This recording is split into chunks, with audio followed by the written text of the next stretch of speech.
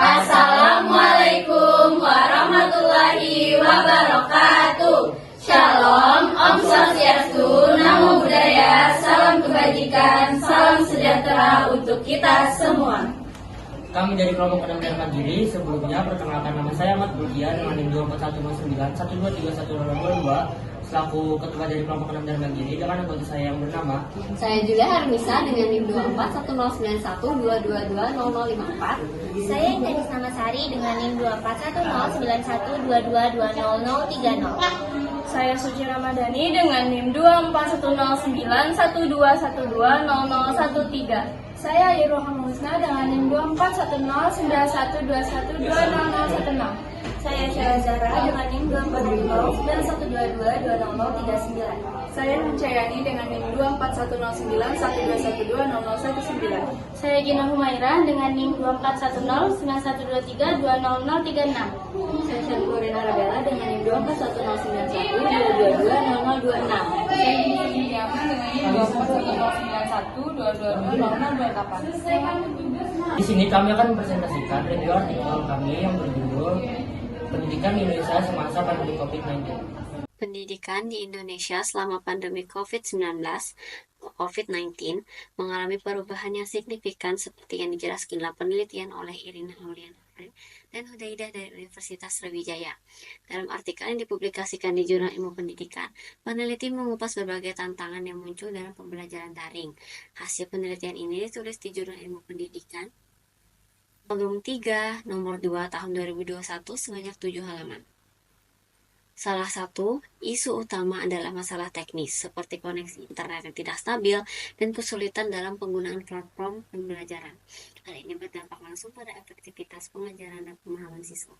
Selain itu, penurunan motivasi belajar menjadi tantangan besar. Banyak siswa merasa terasing tanpa interaksi langsung dengan guru dan teman sebaya, yang berkontribusi pada penurunan keterlibatan mereka dalam proses belajar. Lebih jauh lagi, hambatan terkait akses internet dan perangkat teknologi menjadi faktor krusial. Siswa di daerah terpencil seringkali tidak memiliki koneksi yang memadai atau perangkat yang diperlukan untuk mengikuti kelas daring. Penelitian ini menekankan pentingnya dukungan infrastruktur serta perlunya kebijakan yang lebih inklusif untuk memastikan semua siswa mendapatkan kesempatan yang sama dalam pendidikan. Melalui pemahaman tantangan ini, kita dapat merumuskan solusi yang lebih efektif dan berkelanjutan untuk masa depan pendidikan di Indonesia, agar tetap dapat berjalan dengan baik meskipun dalam situasi yang sulit. Selain itu, artikel ini juga memberikan solusi untuk mengatasi berbagai kendala yang muncul selama pembelajaran daring agar proses pendidikan tetap berjalan efektif di masa pandemi. Penelitian ini juga menggunakan pendekatan literatur review. Penulis mengumpulkan informasi dari berbagai dokumen, artikel ilmiah, dan berita yang relevan dengan pembelajaran daring selama pandemi COVID-19. Data yang terkumpul kemudian dianalisis menggunakan metode deskriptif yang bertujuan untuk mengungkap fakta dan peristiwa terkait masalah serta solusi dalam pembelajaran daring selama masa pandemi. Penelitian dalam artikel ini dilakukan sebagai respon terhadap dampak signifikan pandemi COVID-19 terhadap sektor pendidikan di Indonesia. Sejak pandemi dimulai, kegiatan belajar mengajar yang biasanya dilakukan secara tatap muka harus beralih ke pembelajaran daring atau online untuk mencegah penyebaran virus. Perubahan mendadak ini menimbulkan berbagai tantangan dan masalah baik bagi siswa, guru, maupun orang tua. Alasan utama dilakukannya penelitian ini adalah untuk mengeksplorasi bagaimana proses pembelajaran daring berjalan selama masa pandemi. Pada penelitian ini bertujuan mengungkap berbagai permasalahan yang dihadapi seperti keterbatasan akses internet, kurangnya perangkat teknologi yang dimiliki oleh siswa, penurunan motivasi belajar, serta tantangan efektif melalui media online. Selain itu, penelitian ini juga bertujuan untuk memberikan solusi yang tepat dalam mengatasi hambatan-hambatan tersebut, dengan harapan sistem pendidikan tetap dapat berjalan meskipun dalam kondisi yang sulit. Lalu penelitian ini juga dilakukan karena pentingnya memahami dampak pandemi terhadap kualitas pendidikan yang merupakan hak dasar setiap warga negara Indonesia. Dengan adanya pandemi, terdapat kekhawatiran bahwa kualitas pembelajaran akan menurun, dan oleh sebab itu diperlukan pendekatan baru serta inovasi dalam metode pembelajaran. Artikel ini berusaha untuk memberikan pandangan yang jelas selama pandemi dan menawarkan solusi untuk mengoptimalkan proses pembelajaran daring demi tercapainya tujuan pendidikan yang lebih baik di masa depan. C. Kritik. Metode yang digunakan pada penelitian ini sudah tepat, yaitu dengan literatur review, karena mengandalkan pengumpulan data masyarakat. Literatur review adalah suatu proses sistematis dalam mengkaji terkait dengan topik atau masalah penelitian tertentu. Penelitian ini dilakukan dengan metode literatur review yang memungkinkan peneliti mengakses berbagai sumber, termasuk jurnal, artikel, daring, dan pustaka terkait. Proses utama yang dilakukan meliputi identifikasi sumber-sumber yang ada yang relevan, mengkaji konten dari jurnal-jurnal tersebut, melakukan evaluasi terhadap informasi yang diperoleh, dan akhirnya menafsirkan semua temuan yang ada dengan menggunakan metode literatur review.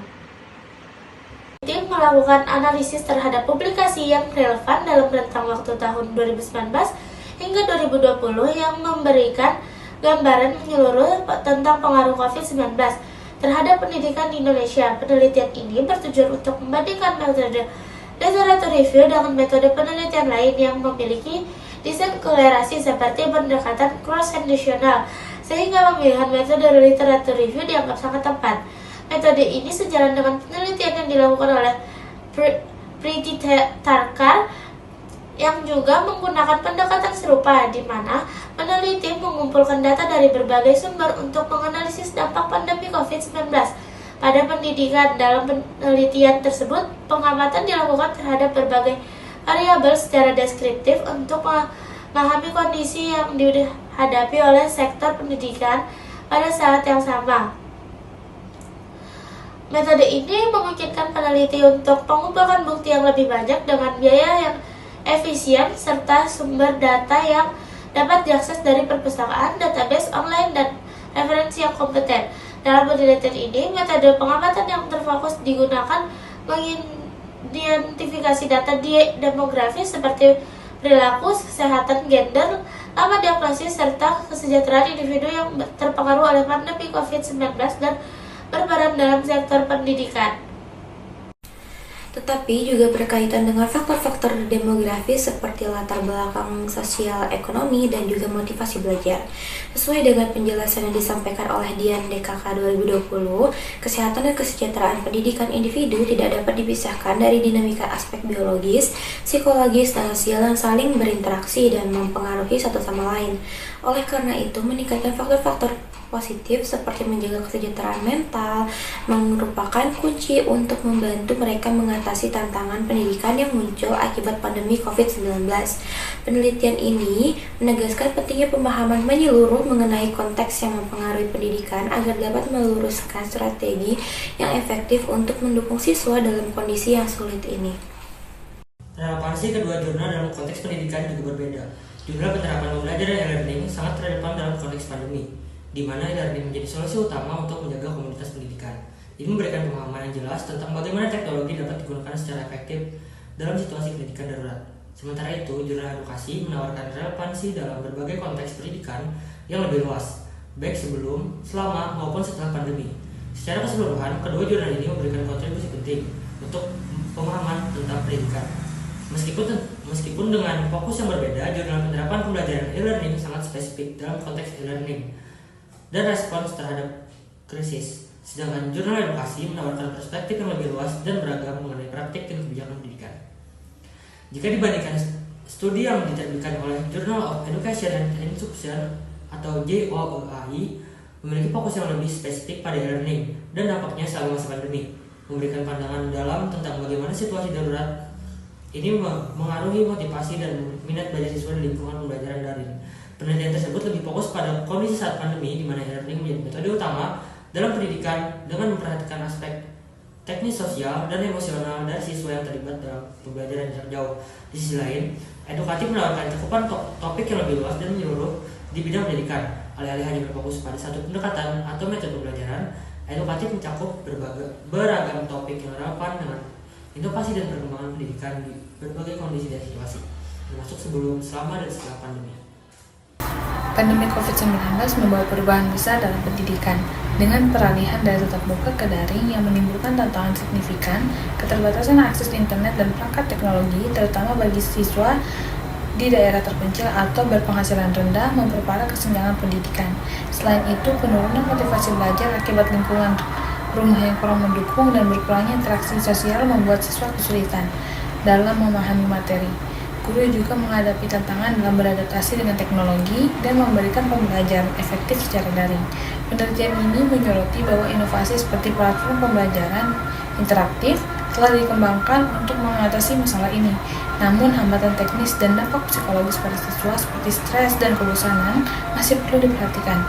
Peran pemerintah sangat krusial dalam mendukung infrastruktur, akses internet, dan pelatihan guru. Secara keseluruhan, pandemi ini menunjukkan pentingnya fleksibilitas sistem pendidikan Indonesia dan investasi dalam teknologi pendidikan untuk mengatasi tantangan di masa depan. Penelitian ini menyoroti pentingnya persiapan dan penguatan dalam menghadapi krisis serupa. Secara keseluruhan, pandemi ini menunjukkan pentingnya fleksibilitas sistem pendidikan Indonesia dan investasi dalam teknologi pendidikan untuk mengatasi tantangan ketika menghadapi hal serupa di masa depan. Pentingnya persiapan dan penguatan sistem pendidikan agar lebih tangguh dalam menghadapi krisis. Dalam penggunaan teknologi digital harus menjadi prioritas agar proses pembelajaran tetap efektif dan inklusif. Berikut referensinya. Dari kami, mohon maaf apabila terdapat kesalahan, baik yang disengaja maupun tidak disengaja. Wassalamualaikum warahmatullahi wabarakatuh.